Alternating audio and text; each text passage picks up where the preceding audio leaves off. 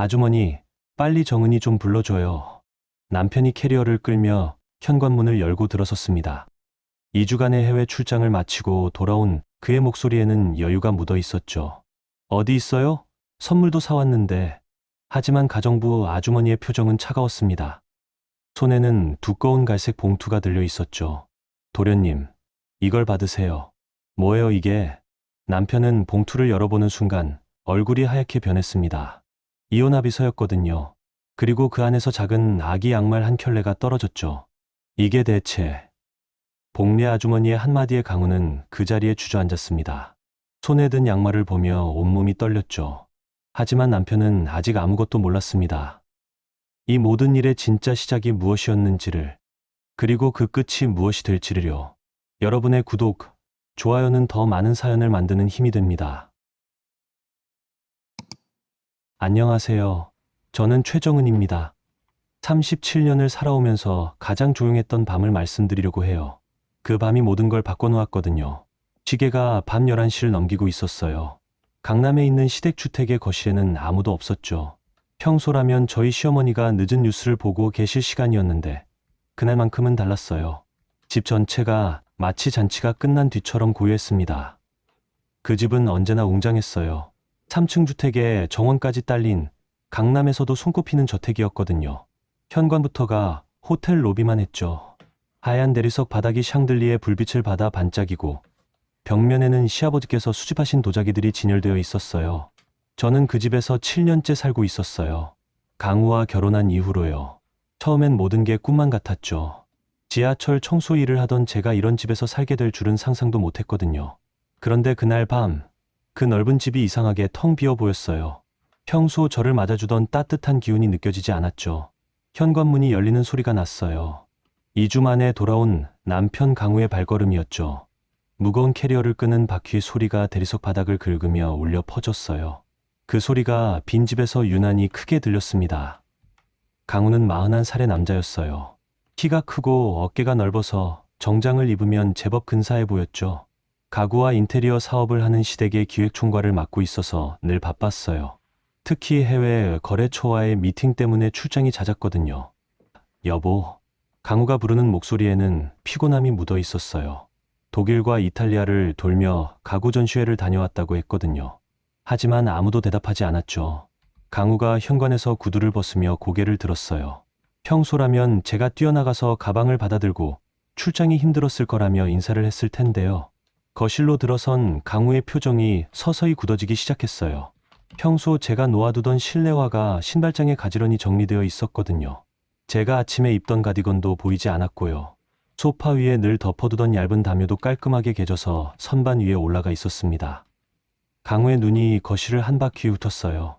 평소 제가 즐겨 읽던 책들이 책장에서 사라져 있었죠. 티테이블 위에 늘 놓아두던 작은 다육식물도 없었고요. 복례 아주머니? 강우가 부엌 쪽으로 고개를 돌려 불렀어요. 시댁에서 15년째 일하고 계신 복례 아주머니 말이에요. 63살의 아주머니는 강우가 어릴 때부터 돌봐주신 분이었거든요. 복례 아주머니가 부엌 한편에서 천천히 나타나셨어요. 평소보다 어깨가 축 처져 있었죠. 얼굴도 어딘가 지쳐 보였고요. 손에는 두꺼운 갈색 봉투를 들고 계셨습니다. 도련님, 돌아오셨어요? 아주머니의 목소리는 언제나처럼 정중했지만 어딘가 무거웠어요. 평소 강우를 반갑게 맞아주시던 밝은 톤이 아니었거든요. 네, 오늘 밤 비행기로. 정은이는 어디 있어요? 벌써 잠들었나? 강우가 계단 쪽을 바라보며 물었어요. 2층에 있는 안방을 말하는 것 같았죠. 그러자 복례 아주머니가 깊은 숨을 내쉬셨어요. 도련님, 이걸 받으세요. 아주머니가 손에 들고 있던 봉투를 조심스럽게 내밀었어요. 봉투는 생각보다 묵직해 보였죠. A사 용지가 여러 장 들어간 것 같았어요. 강우가 당황스런 표정으로 봉투를 받아들었어요.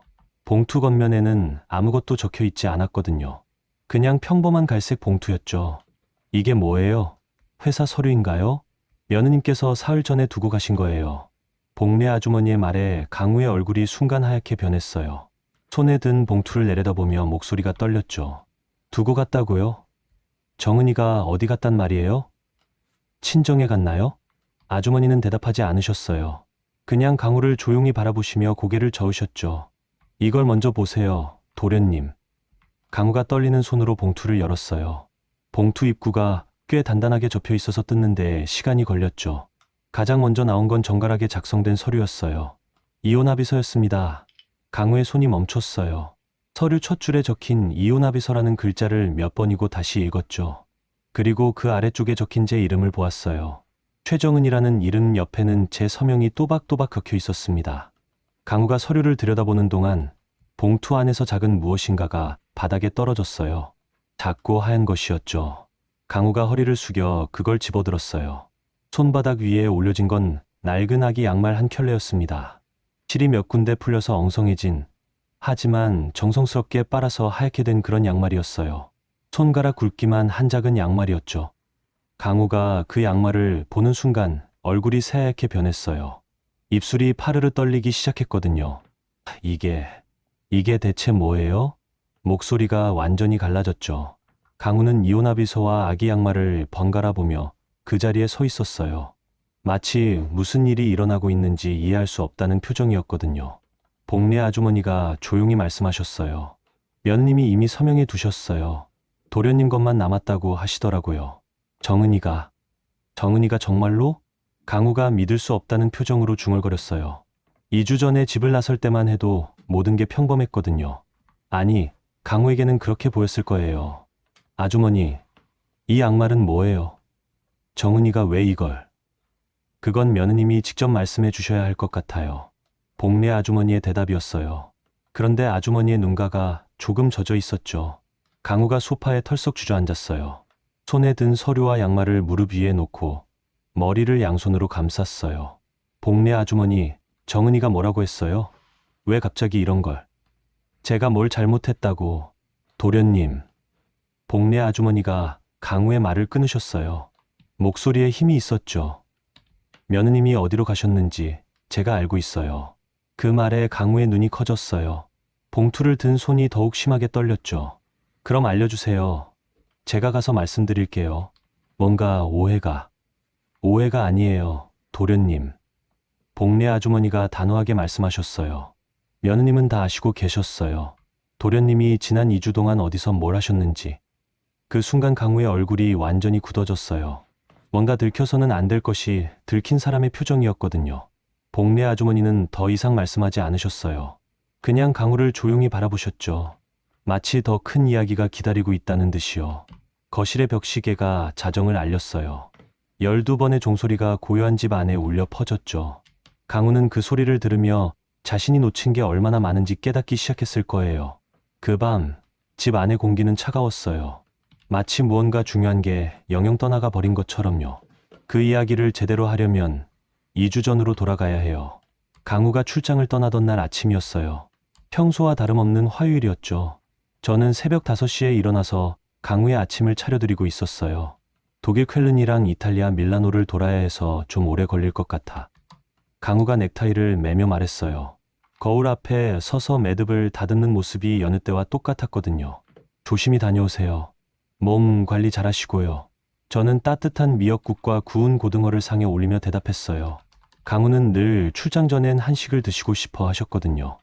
응, 그럼 2주 후에 봐. 강우가 볼에 가볍게 입맞춤을 하고 현관으로 향했어요. 검은색 캐리어를 끌고 나가는 뒷모습이 늘 그랬듯 든든해 보였죠. 그런데 사흘이 지나고 나서부터 이상한 일들이 생기기 시작했어요. 강우가 평소에 쓰던 신용카드 영수증이 우편으로 왔는데 결제 내역이 이상했거든요. 해외 출장 중이라면 외화 결제가 나와야 하는데 전부 국내 결제였어요. 그것도 서울 시내 고급 레스토랑들이었죠. 처음엔 카드사 실수인 줄 알았어요. 하지만 며칠 더 지나니까 차량 이동 기록도 이상했어요. 강우 차량이 인천공항이 아니라 강남 일대에서 계속 움직이고 있었거든요. 저는 조심스럽게 강우에게 전화를 걸었어요. 여보, 잘 지내고 계시죠? 응, 바쁘긴 한데 괜찮아. 시차 때문에 좀 힘들고. 강우의 목소리는 피곤해 들렸어요. 하지만 뭔가 어색했죠. 혹시 신용카드 영수증 관련해서 문의드릴 게 있는데. 아, 그거? 나중에 얘기하자. 지금 미팅 들어가야 해서. 강우가 서둘러 전화를 끊었어요. 평소 제 전화엔 늘 여유롭게 대답해 주시던 분이었는데 말이에요. 그날 밤 저는 잠을 이룰 수가 없었어요. 뭔가 잘못되고 있다는 느낌이 계속 들었거든요. 일주일이 지났을 때 더 결정적인 일이 벌어졌어요. 시댁에서 작은 가족 모임이 있었어요. 강우 삼촌 내외분께서 오시는 날이었죠. 저는 혼자 준비를 하고 있었는데 현관벨이 울렸어요. 문을 열어보니 모르는 여자분이 서 계셨어요. 30대 후반쯤 되어 보이는 세련되게 차려입은 분이었죠. 긴 머리를 한쪽으로 넘겨 묶고 명품 핸드백을 들고 있었어요. 안녕하세요. 서지안이라고 해요. 그분이 밝게 웃으며 인사를 했어요. 목소리가 또렷하고 자신감 있어 보였죠. 네, 안녕하세요. 혹시 강우 오빠와 약속이 있어서 왔는데 아직 안 오셨나요? 그 말에 저는 당황스러웠어요. 강우는 해외 출장 중이라고 했거든요. 죄송한데 남편이 지금 출장 중이어서. 아, 그럼 제가 착각했나 보네요. 어제 통화했을 때는 오늘 만나자고 했는데. 지안이라는 여자분이 고개를 갸웃거렸어요. 그런데 그 표정이 진짜 모르는 것 같지 않았어요. 마치 저를 시험해 보는 것 같았거든요.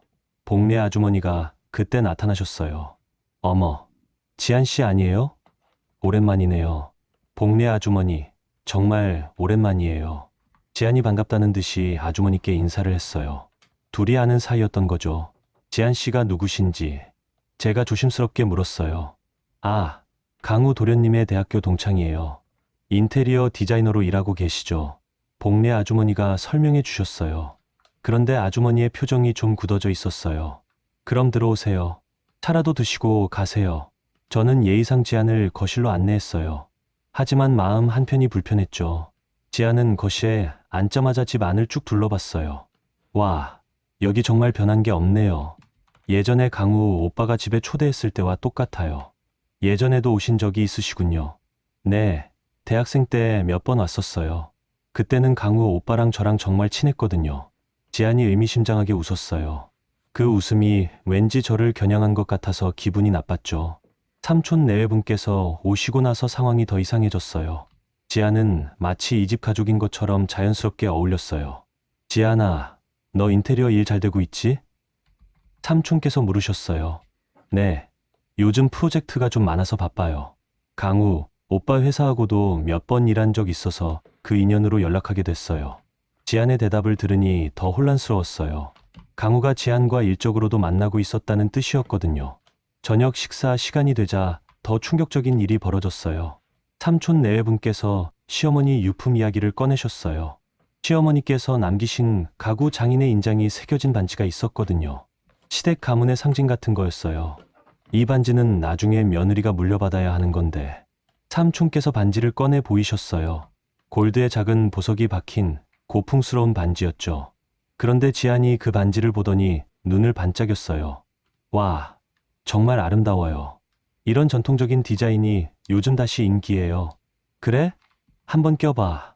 삼촌께서 지안에게 반지를 내밀었어요. 저는 그 순간 얼어붙었어요. 그 반지는 제가 받아야 할 거였거든요. 시댁의 며느리인 제가 말이에요.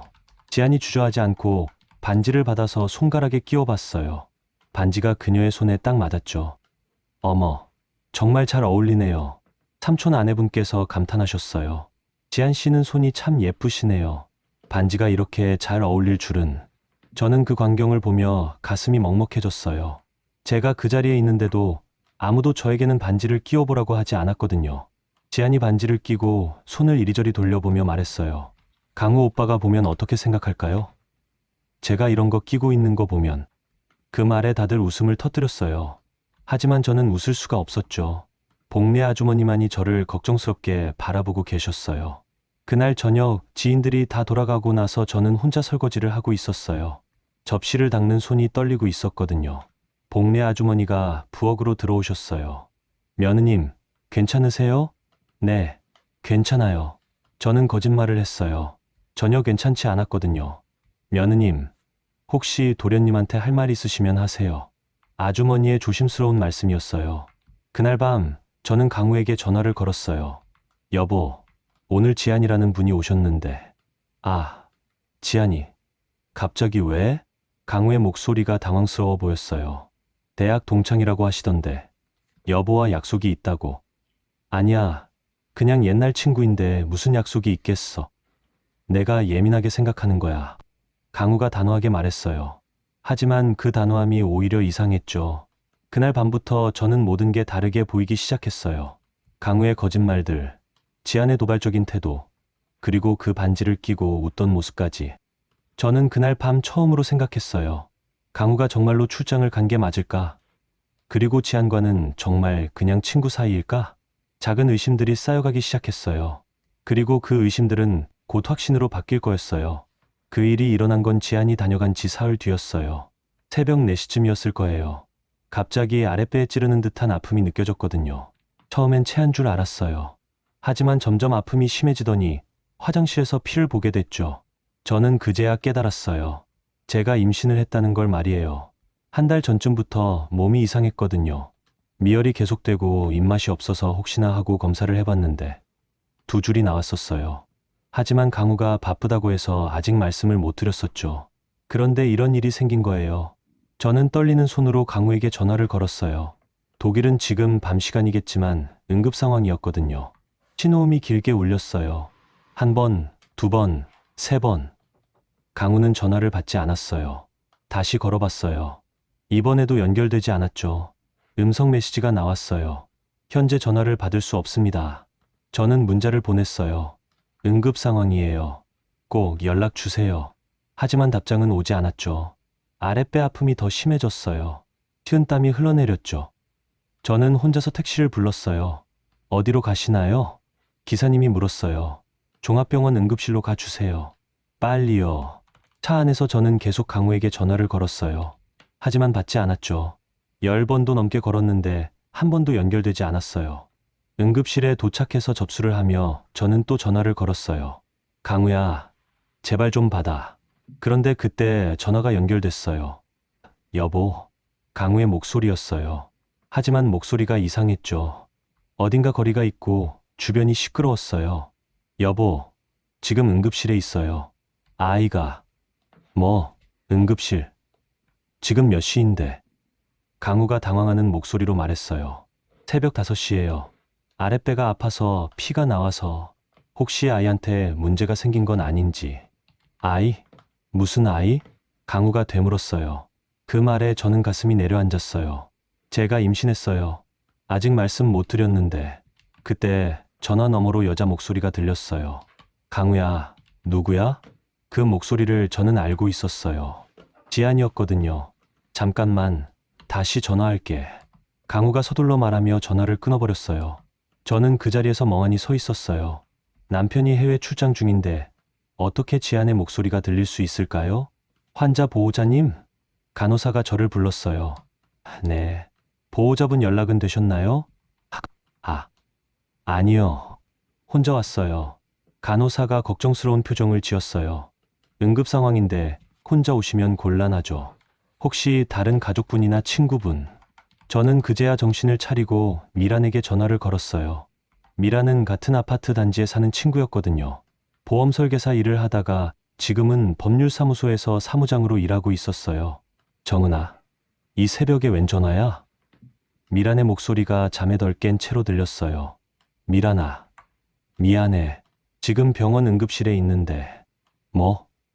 무슨 일이야? 미란의 목소리가 확 깨었어요. 임신한 것 같은데 피가 나와서. 강우는 연락이 안 되고. 어느 병원이야? 지금 갈게.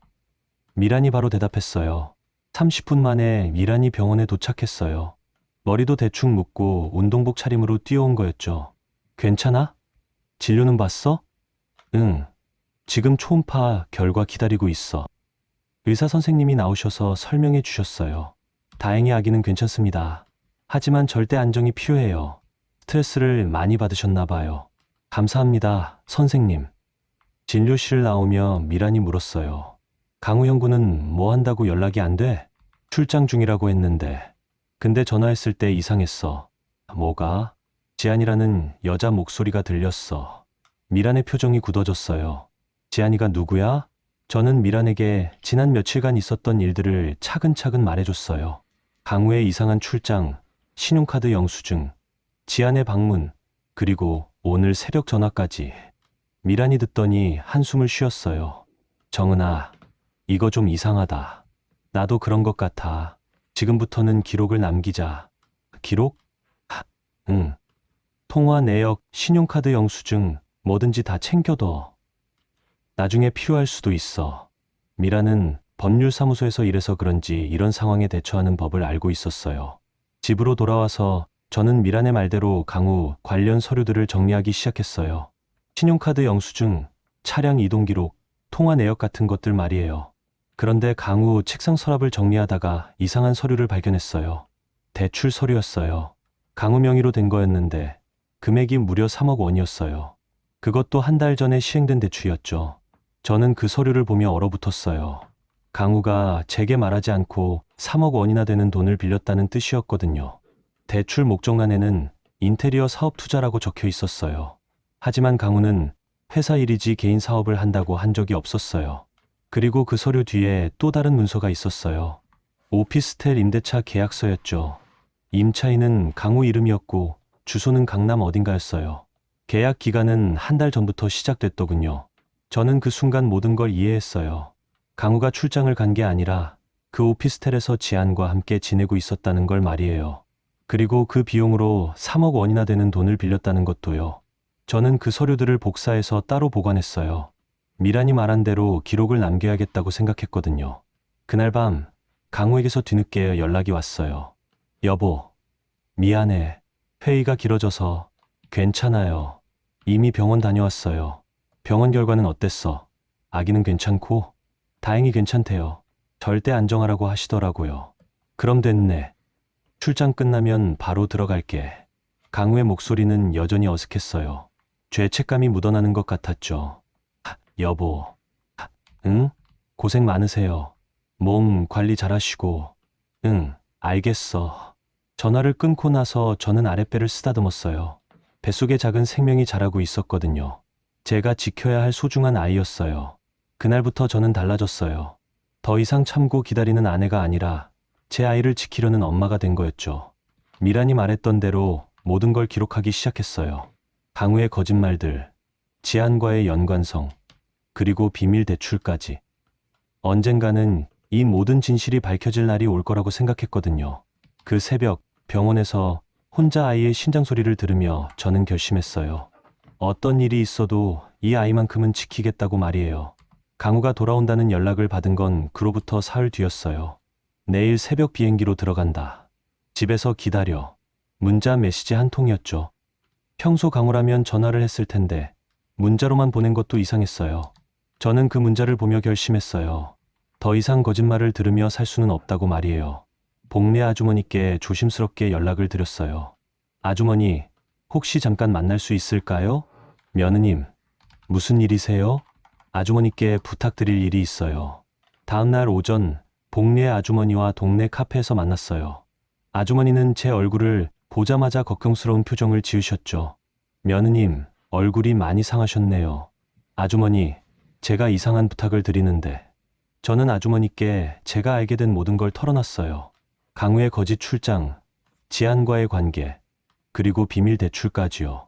아주머니는 제 이야기를 조용히 들으시더니 깊은 한숨을 내쉬셨어요. 역시 그랬군요. 아주머니도 알고 계셨어요? 며느님, 도련님이 집에 없던 2주 동안 이상한 사람들이 몇 번 다녀갔어요. 서류를 가져가겠다고 하는 사람들이요. 아주머니의 말에 제 심장이 쿵 내려앉았어요. 어떤 서류요? 시아버님 명의로 된 부동산 서류들이요. 도련님이 미리 말씀해 주셨다면서 가져갔는데. 저는 그제야 이해했어요. 지안이 단순히 강우와 바람을 피우는 게 아니라 더 큰 목적이 있었다는 걸 말이에요. 아주머니, 제가 잠시 어딘가에 몸을 숨기고 싶어요. 아이 때문에라도 안전한 곳에 있어야 할 것 같아서요. 복례 아주머니가 제 손을 꼭 잡으셨어요. 며느님, 걱정하지 마세요. 제가 아는 곳이 하나 있어요. 다음 날 새벽 강우가 돌아오기 전에 저는 최소한의 짐만 챙겨서 집을 나왔어요. 필요한 건 별로 없었어요. 몇 벌의 옷과 세면도구, 그리고 제가 모은 서류들만 가져갔죠. 결혼 반지는 침실 화장대 위에 그대로 두고 왔어요. 복례 아주머니가 알려주신 곳은 경기 북부의 작은 도시였어요. 산사 근처에 있는 조그만 민박이었는데 아주머니의 고향 친구분이 운영하시는 곳이었거든요. 정은 씨죠? 복례가 많이 얘기했어요. 민박집 주인 할머니께서 저를 반갑게 맞아주셨어요. 60대 후반쯤 되신 분이었는데 인상이 참 따뜻하셨어요. 몸조리 잘해야죠. 복례가 임신하셨다고 하던데. 감사합니다. 제가 머물게 된 방은 작지만 깔끔했어요. 창밖으로는 산이 보였고 멀리서 절에서 울리는 종소리도 들렸죠. 하지만 마음이 편하지는 않았어요. 어릴 때부터 따라다녔던 무속인 집안 딸이라는 소문이 또 생길까봐 걱정됐거든요. 저희 어머니가 무당이었어요. 그래서 학창 시절에 많이 놀림을 받았죠. 쟤네 집 귀신 나온다. 쟤랑 놀면 안 된다. 이런 말들을 들으며 자랐거든요. 그래서 강우와 결혼할 때도 그 사실을 숨겼어요. 시댁에서는 제가 부모님을 일찍 여의고 친척 손에서 자랐다고만 알고 계셨죠. 이제 혼자 아이를 키우게 되면 그런 소문들이 다시 따라다닐까 봐 무서웠어요. 강우에게서 전화가 쏟아지기 시작한 건 제가 집을 나온 당일 저녁부터였어요. 첫 번째 전화는 받지 않았어요. 두 번째도, 세 번째도요. 문자 메시지도 계속 왔어요. 어디 갔어? 집에 없네. 복례 아주머니한테 물어봐도 모른다고 하고.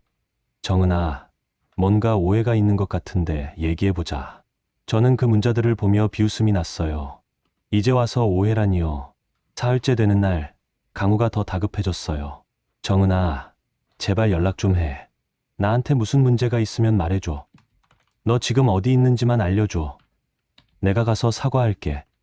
하지만 저는 답하지 않았어요. 미란이 말했던 대로 답하지 않는 규칙을 세웠거든요. 그러던 어느 날 복례 아주머니에게서 중요한 연락이 왔어요. 며느님, 시댁에서 큰일이 터졌어요. 무슨 일이세요? 도련님이 지안이란 여자한테 완전히 속았어요. 그 여자가 서류를 빼돌린 게 들통났어요. 아주머니는 시댁 금고와 서재를 정리하다가 이상한 걸 발견하셨다고 했어요. 시아버지 명의로 된 부동산 서류들이 사라져 있었던 거예요. 원본이 아니라 복사본만 남아 있었고 몇 장은 아예 없어졌더라고요. 그 지안이란 여자가 도련님 몰래 가져간 것 같아요. 도련님 도장도 위조한 흔적이 있고요. 정말요? 네. 그리고 도련님이 빌린 돈도 그 여자가 쓴 것 같아요. 어제 채권자들이 집에 찾아왔거든요. 저는 그 얘기를 들으며 소름이 돋았어요. 지안이 처음부터 계획적으로 강우에게 접근한 거였어요. 아주머니, 혹시 그 증거들을 제가 가질 수 있을까요? 물론이죠. 며느님이 가져가셔야 해요. 이건 며느님이 알아야 할 일이에요. 복례 아주머니는 며칠 뒤에 직접 민박집까지 찾아오셨어요. 그리고 두꺼운 봉투를 제게 건네주셨죠. 이게 다예요. 도장 위조 흔적이 있는 서류, 없어진 부동산 서류 목록, 그리고 도련님이 지안한테 속아서 빌린 돈 관련 자료들. 저는 그 서류들을 보며 눈물이 났어요. 제가 믿었던 남편이 이렇게 철저히 속았다는 게 한편으로는 안타까웠거든요. 며느님, 이제 법적으로 대처하셔야 해요. 네, 아주머니. 그날 밤 저는 미란에게 전화를 걸었어요. 미란아, 이혼 준비를 해야 할 것 같아. 진짜? 마음 정했어? 응. 아이를 위해서라도. 미란이 다음 날 바로 민박집까지 찾아왔어요. 그리고 복례 아주머니가 가져다 준 서류들을 꼼꼼히 살펴봤죠. 정은아, 이거 대박이다. 사기 혐의로도 고발할 수 있어. 정말? 응. 강우 형부가 피해자이긴 하지만 그래도 너도 피해자야. 가정이 파탄났으니까. 미라는 자기가 일하는 법률사무소 변호사님을 소개해 주겠다고 했어요. 그날부터 저는 본격적으로 이혼 준비를 시작했어요. 더 이상 돌아갈 길은 없다는 걸 알았거든요. 산사에서 들려오는 저녁 종소리를 들으며 저는 뱃속 아이에게 중얼거렸어요. 우리 이제 새로 시작해보자. 분노보다는 담담함이 마음을 차지하고 있었어요. 이상하게도 제 탓이라는 생각은 전혀 들지 않았어요. 제가 잘못한 게 없었으니까요. 오히려 이렇게 진실을 알게 된 게 다행이라고 생각했어요. 더 늦기 전에 말이에요. 민박에서 지낸 지 일주일쯤 됐을 때였어요. 오후 2시쯤이었을 거예요. 저는 방에서 아이 용품 목록을 적고 있었어요. 태어날 아기를 위해 필요한 것들을 하나하나 정리하는 중이었거든요. 그때 민박집 마당에서 소란스러운 소리가 들렸어요. 여기 최정은 씨 있죠? 날카로운 여자 목소리였어요. 저는 그 목소리를 알고 있었죠. 지안이었거든요. 창문을 살짝 열고 내려다봤어요. 지안이 민박집 주인 할머니와 얘기를 하고 있었어요. 검은색 승용차를 타고 온 모양이었죠. 할머니께서 당황하는 목소리로 대답하고 계셨어요. 그런 분은 없는데요. 아니에요. 분명히 여기 있어요. 제가 확인했거든요. 지안의 목소리가 점점 높아졌어요. 뭔가 다급해 보였죠. 저는 가슴이 두근거렸어요. 지안이 어떻게 이곳을 알아냈을까요? 그리고 왜 찾아온 걸까요? 할머니께서 지안을 달래려고 하시는 모습이 보였어요. 하지만 지안은 계속 목소리를 높이며 뭔가를 요구하고 있었어요. 저는 조용히 방문을 열고 복도로 나왔어요. 계단으로 내려가는 소리가 나지 않도록 조심스럽게 움직였죠. 정은 씨, 나와서 얘기해요.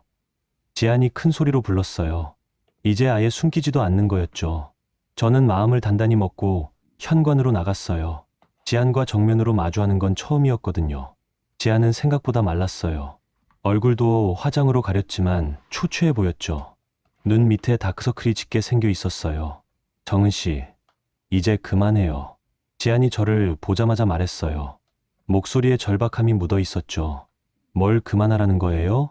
저는 차분하게 대답했어요. 강우랑 헤어지는 거 말이에요. 애까지 생긴다고 하니까 복잡해졌잖아요. 지안의 말에 저는 어이가 없었어요. 마치 제가 뭔가 잘못한 것처럼 말하고 있었거든요. 지안 씨, 저는 아무 잘못한 게 없어요. 잘못한 건 강우와 당신이죠. 아이만 없으면 다 정리될 수 있어요. 지안이 제 배를 바라보며 말했어요. 그 순간 저는 온몸이 얼어붙었어요. 지안이 제게 낙태를 하라고 말하는 거였어요. 너무나 충격적인 요구였죠. 그건 절대 안 돼요. 저는 단호하게 대답했어요. 그리고 뒤로 몇 걸음 물러섰죠. 지안의 표정이 순간 일그러졌어요. 마치 가면이 벗겨지는 것 같았거든요. 그럼 어쩔 수 없네요. 지안이 중얼거리며 가방에서 뭔가를 꺼냈어요. 작은 병이었는데 안에 붉은 액체가 들어 있었어요. 저는 무슨 일이 일어날지 직감했어요. 뭔가 위험한 상황이었거든요. 지안 씨, 뭐 하시는 거예요?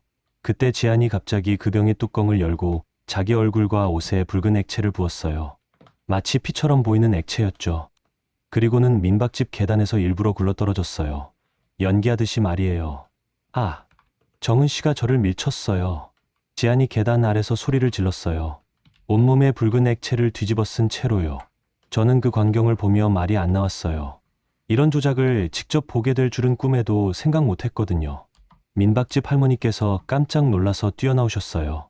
어머, 이게 무슨 일이에요? 할머니, 신고하지 마세요. 이건 연기예요. 저는 할머니께 급하게 말씀드렸어요. 그때 지안이 휴대폰을 꺼내서 누군가에게 전화를 걸었어요. 강우야? 나 지금 정은이한테 맞았어. 민박집에서 계단에서 떨어뜨렸어. 강우에게 전화를 거는 거였어요. 거짓말을 하면서 말이에요. 저는 그 순간 모든 걸 이해했어요. 지안이 얼마나 계획적이고 교활한 사람인지를 말이에요. 10분 뒤에 강우가 나타났어요. 차를 급하게 몰고 온 모양인지 숨을 헐떡이고 있었죠. 지안아, 괜찮아? 강우가 지안에게 달려가서 부축했어요. 붉은 액체를 피로 착각하고 있는 것 같았어요. 정은아, 이게 뭐 하는 짓이야?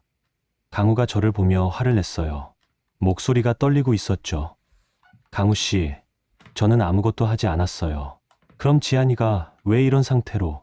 강우가 말하다가 갑자기 멈췄어요. 지안의 옷에서 이상한 냄새가 나고 있었거든요. 그때 복례 아주머니가 나타나셨어요. 미란과 함께였어요. 도련님, 잠깐만요. 복례 아주머니가 강우를 말렸어요. 이 집엔 CCTV가 있어요. 아주머니의 말에 지안의 얼굴이 새하얗게 변했어요. 민박집 주인 할머니께서 고개를 끄덕이셨어요. 맞아요. 작년에 도둑이 들어서 설치했어요. 마당이 다 보여요. 미란이 바로 할머니께 부탁드렸어요. 혹시 지금 영상 확인해 볼 수 있을까요? 몇 분 뒤 우리는 모두 민박집 사무실에서 CCTV 영상을 보고 있었어요.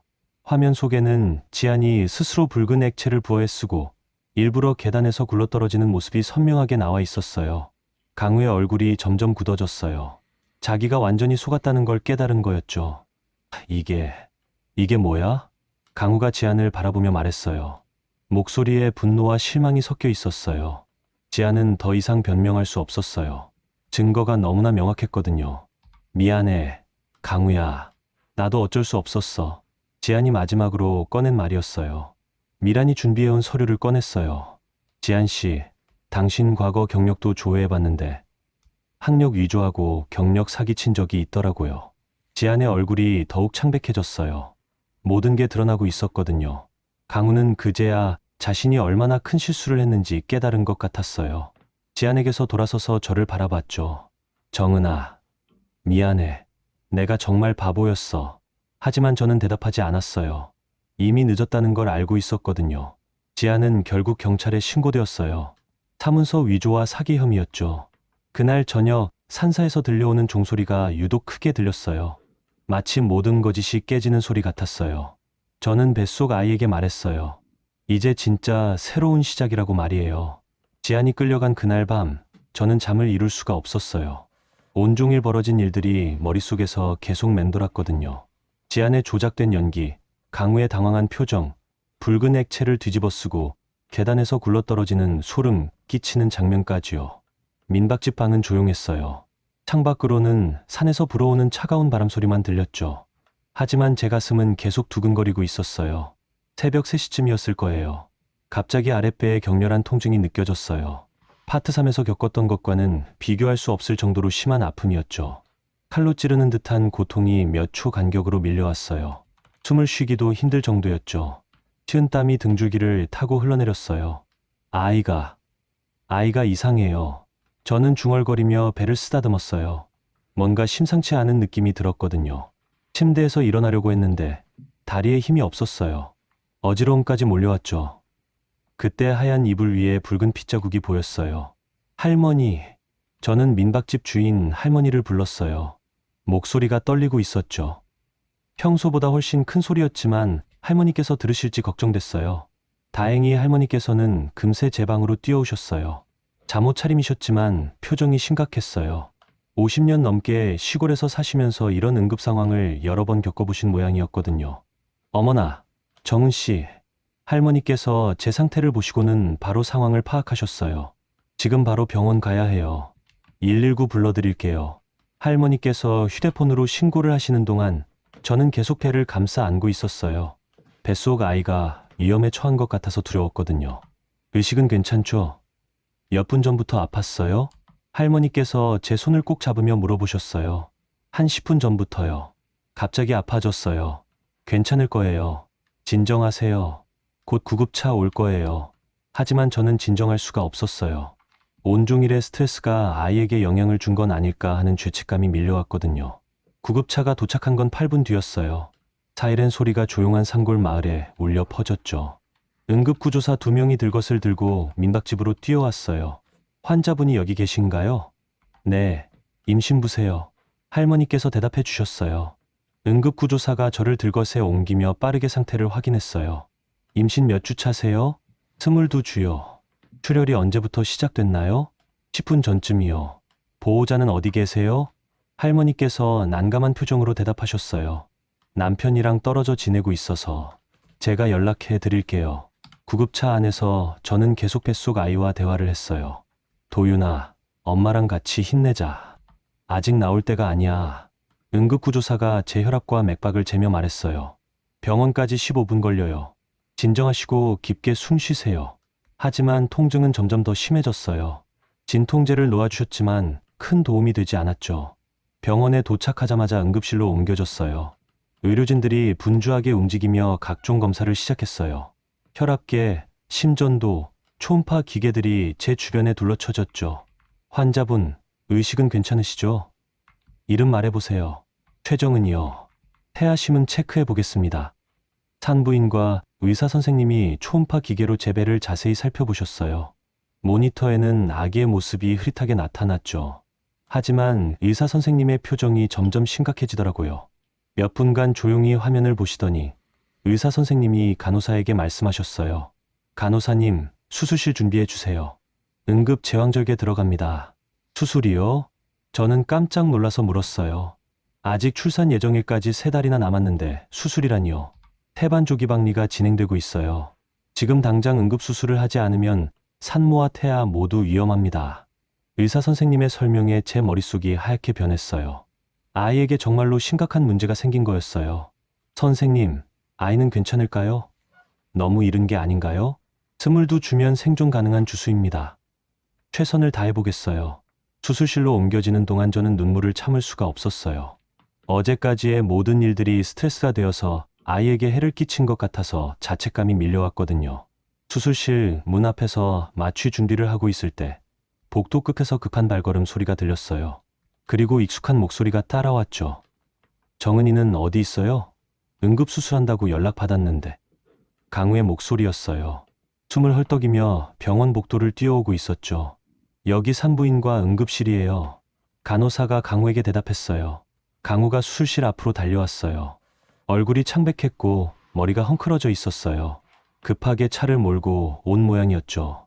보호자세요? 담당 간호사가 강우에게 물었어요. 네, 남편입니다. 아내 상태는 어떤가요? 지금 응급 제왕절개 수술 준비 중이에요. 여기 수술 동의서에 사인해 주세요. 강우가 서류를 받아들고 펜으로 서명을 하려고 했어요. 손이 떨려서 글씨가 잘 써지지 않는 것 같았죠. 그때 강우가 수술실 쪽으로 다가오려고 했어요. 아마 제게 뭔가 말을 하려던 것 같았어요. 하지만 저는 고개를 단호하게 저었어요. 들어오지 마세요. 제가 분명하게 말했어요. 목소리에 힘을 줬죠. 정은아, 내가 여기 있어. 걱정하지 마. 강우가 다정한 목소리로 말했어요. 하지만 저는 마음이 움직이지 않았어요. 들어오지 마세요. 혼자 할 수 있어요. 저는 다시 한번 말했어요. 이번에는 더 확실하게요.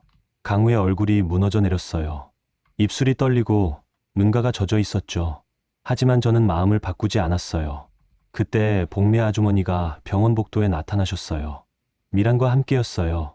할머니께서 연락을 해주신 모양이었죠. 며느님, 아주머니께서 수술실 앞으로 뛰어오셨어요. 손에는 큰 가방을 들고 계셨는데 아마 병원에서 필요할 물건들을 챙겨오신 것 같았어요. 아주머니. 저는 아주머니를 보자 눈물이 터져 나왔어요. 진짜 가족을 만난 것 같은 안도감이 밀려왔거든요. 아주머니께서 강우에게 조용하면서도 단호한 목소리로 말씀하셨어요. 도련님, 사람은 말로가 아니라 그 밤의 선택으로 평가받는 거예요. 복례 아주머니, 저도 지금 정말 후회하고 며느님이 혼자서 응급실에 실려왔던 그 새벽에 도련님은 어디서 뭘 하고 계셨죠? 아주머니의 날카로운 질문에 강우가 고개를 숙였어요. 할 말이 없었던 거죠. 지안이랑 있었어요. 그때는 몰랐어요. 정은이가 임신한 줄도. 몰랐다고요? 아내가 응급실에서 연락했을 때도요?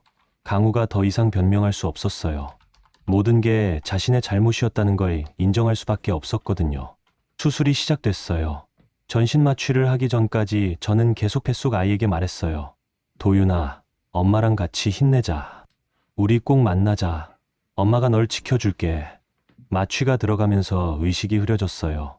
마지막으로 들린 건 의료진들의 바쁜 목소리들이었죠. 수술은 4시간이나 걸렸어요. 의식을 되찾았을 때 가장 먼저 들린 건 작고 약한 울음소리였어요. 아기의 울음소리였죠. 그 소리를 듣는 순간 제 가슴이 뜨겁게 달아올랐어요. 축하합니다.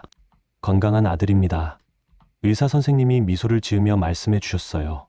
아이는 괜찮나요? 제가 가장 궁금한 것부터 물었어요. 조금 이르긴 했지만 생각보다 건강해요. 체중이 2300g이고 호흡도 잘하고 있어요. 며칠 인큐베이터에서 지켜봐야 하지만 큰 문제는 없을 것 같아요. 그 말을 들은 순간 저는 모든 고통과 걱정이 사라지는 걸 느꼈어요. 제 아들이 무사히 태어났다는 것만으로도 세상 모든 것을 얻은 기분이었거든요. 간호사가 인큐베이터에 있는 작고 빨간 아기를 보여주셨어요. 정말 작았지만 작은 가슴이 규칙적으로 오르내리고 있었어요. 생명력이 느껴졌죠. 도윤아. 저는 아이의 이름을 불러봤어요. 미리 정해둔 이름이었거든요. 발을 도우 무성할 윤이라는 뜻으로 아이가 바르고 건강하게 자라기를 바라는 마음을 담았어요. 회복실로 옮겨진 뒤에 미란이 들어왔어요. 정은아, 정말 수고 많았어. 도윤이 진짜 예쁘더라. 고마워. 미란아, 내가 없었으면 정말 어떻게 됐을지 몰라. 이제 뭐 더 필요한 거 없어. 내가 다 챙겨줄게. 복례 아주머니도 들어오셨어요. 손에는 아기용품과 산후조리에 필요한 것들이 든 커다란 가방을 들고 계셨죠. 며느님, 정말 잘하셨어요. 도윤이가 할머니 닮아서 의지가 강할 것 같아요. 감사해요, 아주머니. 아주머니가 계셔서 정말 든든해요. 강우가 병실 문 밖에서 계속 서성이고 있는 모습이 보였어요. 들어와도 되는지 물어보고 싶어 하는 것 같았죠. 때로는 문에 손을 대었다가 다시 내리기를 반복했어요. 하지만 저는 여전히 고개를 저었어요. 아직은 강우를 마주할 준비가 되지 않았어요. 그날 밤, 저는 인큐베이터 옆에 앉아서 도윤이를 지켜봤어요. 작은 손가락, 작은 발가락, 모든 게 완벽했어요. 도윤아, 엄마가 너를 정말 잘 키워줄게. 아빠 없이도 우리 둘이 행복하게 살 수 있어. 간호사가 와서 젖을 먹일 시간이라고 알려주셨어요. 처음엔 어색했지만 도윤이가 열심히 먹는 모습을 보니까 뿌듯했어요. 첫 아이세요? 네, 잘하세요. 아기가 엄마를 좋아하는 게 보여요. 그 말을 들으니까 정말로 제가 엄마가 되었다는 실감이 났어요. 다음 날 아침 의사 선생님이 회진을 도셨어요. 산모 상태도 좋고 아기도 예상보다 훨씬 건강해요. 일주일 정도 더 입원하시면 될 것 같아요. 감사합니다, 선생님. 그때 강우가 병실 문을 조심스럽게 두드렸어요. 정은아, 잠깐만 얘기할 수 있을까? 저는 침묵했어요. 대답하지 않았죠. 복례 아주머니가 나서서 말씀하셨어요. 도련님, 며느님이 지금은 휴식이 필요해요. 나중에 다시 오세요. 강우가 실망한 표정으로 돌아갔어요. 하지만 저는 마음이 흔들리지 않았어요. 그날 저녁 저는 도윤이를 품에 안고 창밖을 바라봤어요. 도시의 불빛들이 반짝이고 있었죠. 새로운 시작을 알리는 것 같았어요. 도윤아, 엄마가 너한테 약속할게. 우리 둘이 정말 행복하게 살자. 아이는 평온한 얼굴로 잠들어 있었어요. 제가 지켜야 할 가장 소중한 존재였어요. 그 순간 저는 확실히 알았어요. 더 이상 과거로 돌아갈 수 없다는 걸 말이에요. 강우와의 결혼 생활, 시댁에서의 삶, 모든 것이 이제 끝났어요. 출산 후 제 마음은 더욱 단단해졌어요. 아이를 지키기 위해서라면 어떤 어려움도 견딜 수 있다는 자신감이 생겼거든요. 미란이 이혼 소송 절차를 자세히 설명해 줬어요. 복례 아주머니는 언제든지 필요하면 증언을 해주시겠다고 하셨고요. 저는 혼자가 아니었어요. 진짜 가족이 곁에 있었거든요. 도윤이와 함께 퇴원한 지 한 달쯤 지났을 때였어요. 저는 복례 아주머니의 도움으로 서울 외곽의 작은 투룸을 얻어서 이사를 했어요. 시댁과는 완전히 멀어진 곳이었죠. 새로운 시작을 위해서는 새로운 공간이 필요했거든요. 아직 지하철 청소 일을 다시 시작하지는 못했어요. 도윤이가 너무 어려서 돌봄이 필요했거든요. 하지만 얼마 전에 받은 육아휴직 수당과 복례 아주머니께서 조용히 도움을 주신 덕분에 당분간은 생활할 수 있었어요. 도윤이는 하루하루 건강하게 자라고 있었어요. 처음엔 워낙 일찍 태어나서 걱정이 많았는데 이제는 제법 통통해져서 웃기도 하고 옹알이도 했어요. 도윤아, 오늘도 예쁘게 잘 잤네. 아침마다 도윤이의 얼굴을 보는 게 제일 행복한 순간이었어요. 그런데 평온했던 일상이 흔들리기 시작한 건 어느 날 미란이 급하게 찾아오면서부터였어요. 정은아, 큰일이야. 미란의 표정이 심각했어요. 손에는 휴대폰을 들고 있었죠. 왜? 무슨 일이야? 지안이 온라인 커뮤니티에 글을 올렸어. 너에 대한 거짓 소문을 퍼뜨리고 있어. 미란이 휴대폰 화면을 보여줬어요. 여러 인터넷, 카페와 SNS에 제 이야기가 올라가 있었어요. 하지만 모든 게 왜곡되어 있었죠. 최정은이라는 여자가 재벌 남편 돈을 노리고 계획적으로 접근해서 아이까지 낳았다는 식의 내용이었어요. 심지어 무속인 집안 출신이라서 남편을 홀렸다는 말까지 있었죠. 제가 어릴 때부터 가장 두려워했던 소문이 현실이 된 거였어요. 이런 식으로 쓰면 사람들이 믿어? 벌써 퍼지기 시작했어. 여기 댓글들 봐. 댓글들을 읽어보니 가슴이 아팠어요. 저를 모르는 사람들이 추측으로 이런저런 말들을 달고 있었거든요. 지안이 왜 이런 걸 올리는 거야? 아마 형사 고발당하니까 여론을 자기 편으로 돌리려는 것 같아. 내가 피해자가 아니라 가해자인 것처럼 만들려고. 그때 복례 아주머니에게서 전화가 왔어요. 며느님, 시댁에 큰일이 났어요. 무슨 일이세요? 삼촌 어르신들이 오셔서 난리예요. 인터넷에 떠도는 소문 때문에 가문의 체면이 깎인다고 하시면서 며느님을 다시 데려와서 조용히 정리하라고 하세요. 예상했던 일이었어요. 시댁에서는 무엇보다 체면을 중요하게 생각하시거든요. 강우 도련님도 회사에서 힘들어하고 계세요. 지안이란 여자가 빼돌린 서류 때문에 거래처에서 문제 제기를 하고 있대요. 복례 아주머니의 말에 따르면 지안이 시아버지 명의의 부동산 서류를 조작해서 담보로 잡힌 계약들이 여러 건 있었다고 해요. 그래서 회사도 큰 타격을 받고 있었던 거죠. 아주머니, 혹시 그 증거들을 더 찾으실 수 있을까요? 며느님, 제가 이미 다 챙겨뒀어요. 도련님도 모르게 복사해둔 서류들이 많아요. 그날 저녁 복례 아주머니가 큰 상자를 들고 제 집에 오셨어요. 이게 다예요. 지안이란 여자가 조작한 서류들, 위조된 도장 흔적, 그리고 회사 내부 통화 녹음까지. 녹음까지 있으세요? 네. 지안이가 도련님을 속여서 서류에 도장 찍게 하는 장면이 사무실 CCTV에 녹화되어 있어요. 그리고 지안이가 다른 사람과 통화하면서 바보 같은 강우를 이용해서 돈을 뽑아내겠다고 말한 녹음도 있고요. 저는 그 자료들을 보며 소름이 돋았어요. 지안이 얼마나 계획적이고 치밀하게 강우를 이용했는지가 적나라하게 드러나 있었거든요. 미란이 그 자료들을 법률사무소에 가져갔어요. 담당 변호사님이 보시더니 매우 중요한 증거라고 하셨어요.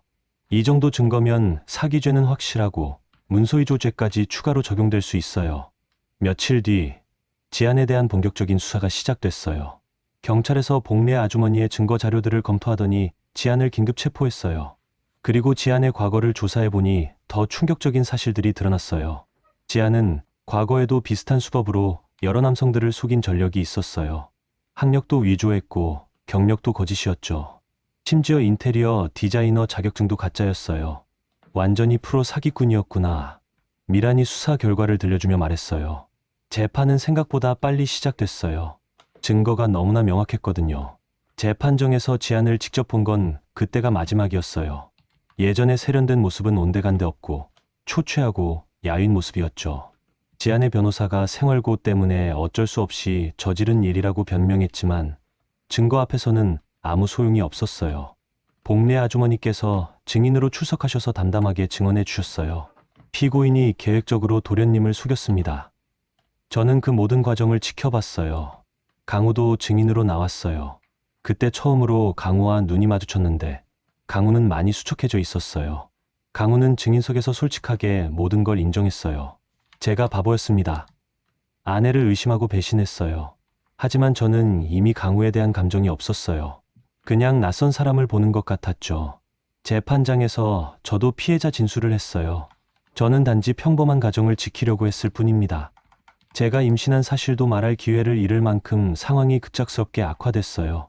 판사님이 제게 물어보셨어요. 피해자는 피고인에 대해 어떤 처벌을 원하십니까? 법에 따라 정당한 처벌을 받으면 됩니다. 저는 복수보다는 진실이 밝혀지는 것이 중요하다고 생각해요. 한 달 뒤 판결이 나왔어요. 지안은 사기죄와 문서위조죄로 징역 3년에 집행유예 5년을 선고받았어요. 그리고 피해 배상금으로 4억 원을 물어주라는 판결도 나왔죠. 강우의 회사는 지안이 조작한 계약들 때문에 큰 손해를 입었어요. 결국 강우는 회사에서 책임을 지고 물러나야 했죠. 시댁에서도 체면이 말이 아니었어요. 언론에서 이 사건을 크게 다뤘거든요.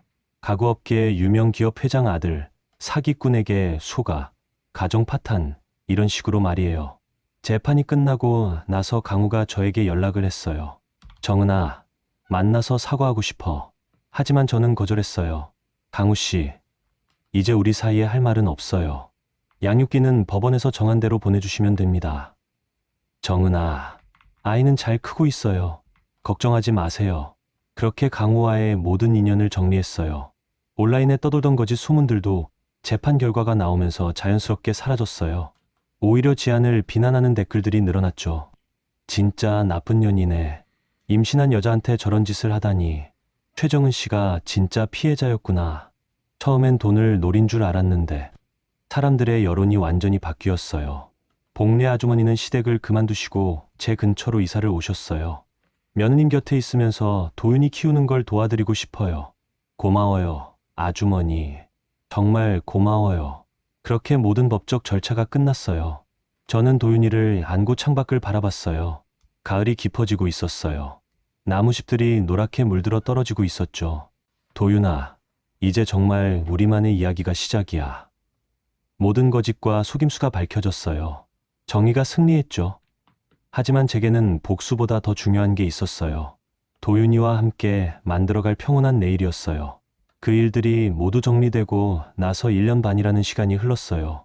지금 저는 서울 외곽에 있는 작은 임대주택에서 도윤이와 함께 살고 있어요. 방 2개의 작은 거실이 있는 집이에요. 시댁의 그 큰 저택에 비하면 정말 작지만 저희에게는 충분했어요. 도윤이는 이제 돌이 지나서 아장아장 걸어 다녀요. 말도 제법 하기 시작했죠. 엄마, 엄마. 도윤이가 저를 부르며 뒤뚱뒤뚱 걸어오는 모습을 보면 세상 모든 걸 다 얻은 기분이에요. 저는 다시 지하철 청소 일을 시작했어요. 도윤이가 어린이집에 가게 되면서 가능해진 일이었죠. 새벽 5시에 출근해서 오후 2시에 퇴근하는 일정이라 도윤이와 함께 보낼 시간도 충분했어요. 일터의 동료들은 처음엔 제가 혼자 아이를 키운다는 사실을 신기해했어요. 하지만 금세 자연스러워졌죠. 오히려 더 챙겨주시는 분들이 많았어요. 정은 씨, 도윤이 어린이집 마칠 시간 되면 빨리 가세요. 고마워요. 정말 고마워요. 복례 아주머니는 제 집에서 도보로 10분 거리의 작은 원룸을 얻으셨어요. 시댁을 완전히 정리하고 나오신 거였죠. 아주머니는 거의 매일 저희 집에 오셔서 도윤이를 돌봐주셨어요. 진짜 할머니처럼 말이에요. 도윤아, 할머니가 맛있는 거 해줄까? 맘마. 도윤이는 복례 아주머니를 정말 좋아했어요. 아주머니가 오시면 까르르 웃으며 달려갔거든요. 어느 날 저녁 아주머니께서 의미심장한 말씀을 하셨어요.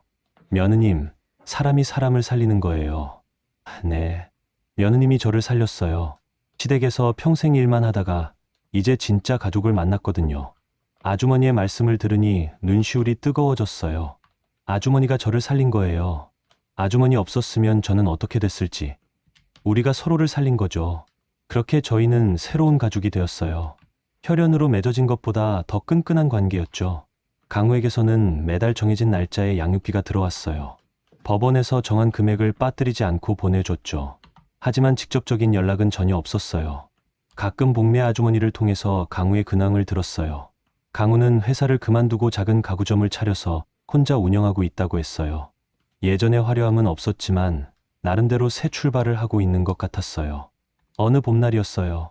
저는 도윤이와 함께 동네 놀이터에서 놀고 있었어요. 도윤아, 그네 탈까? 응. 도윤이가 그네에 앉아서 까르르 웃고 있을 때 놀이터 입구에서 익숙한 실루엣이 나타났어요. 강우였어요. 1년 반 만에 보는 강우는 많이 달라져 있었어요. 머리에는 흰머리가 늘었고 얼굴도 많이 여위어 보였죠. 예전의 당당한 모습은 찾아볼 수 없었어요. 강우는 멀리서 도윤이를 바라보고 있었어요. 자기 아들을 처음 제대로 본 거였거든요.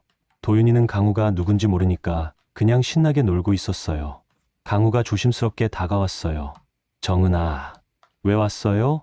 저는 차분하게 물었어요. 화가 나지도 않고 반갑지도 않았어요. 그냥 낯선 사람을 보는 것 같았거든요. 도윤이를 보고 싶어서 미리 연락하고 오셨어야죠. 미안해. 갑자기 와서. 강우가 도윤이를 보며 말했어요.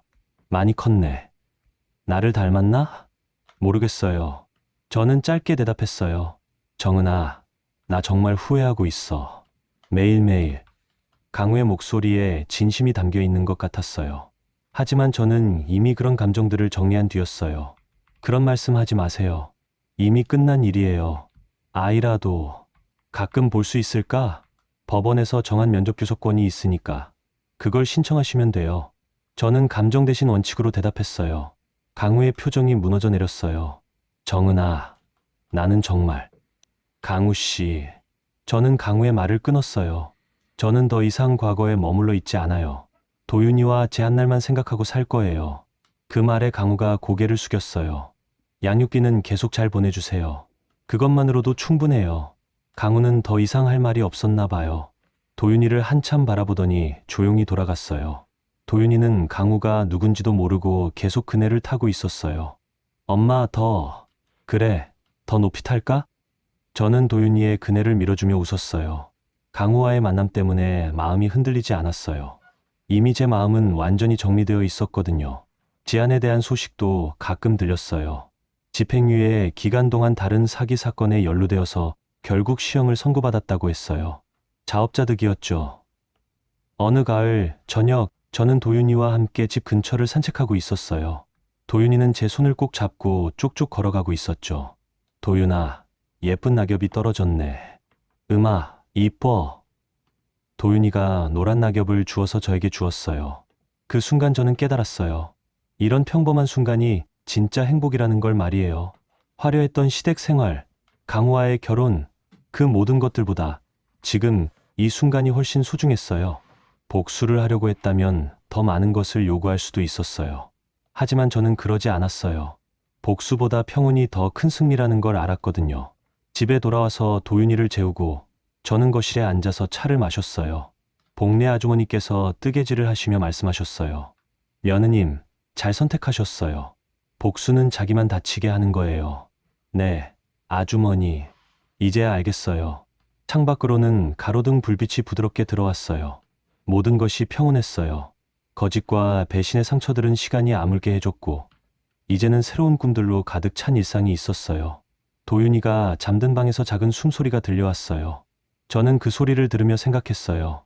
인생에서 정말 중요한 건 사랑하는 사람과 함께 걷는 평범한 길이라는 걸 말이에요. 그 길에는 화려함은 없을지 몰라도 따뜻함이 있었어요. 그리고 그 따뜻함이면 충분했어요. 정은이의 이야기를 통해 우리는 배웠어요. 때로는 모든 걸 잃은 것 같은 순간이 진짜 새로운 시작의 문이 될 수 있다는 걸 말이에요. 복수보다는 평온을, 화려함보다는 진심을, 과거의 상처보다는 오늘의 작은 행복을 선택하는 용기. 그것이 진정한 승리가 아닐까요? 여러분도 어떤 어려움 속에 계시더라도 언젠가는 따뜻한 햇살이 비출 거예요. 오늘 영상이 작은 위로가 되셨다면 지금 구독 눌러보세요. 매일매일 더 재미있고 감동적인 이야기가 찾아옵니다. 댓글로 여러분의 이야기도 들려주시고 오늘도 행복한 하루 되세요.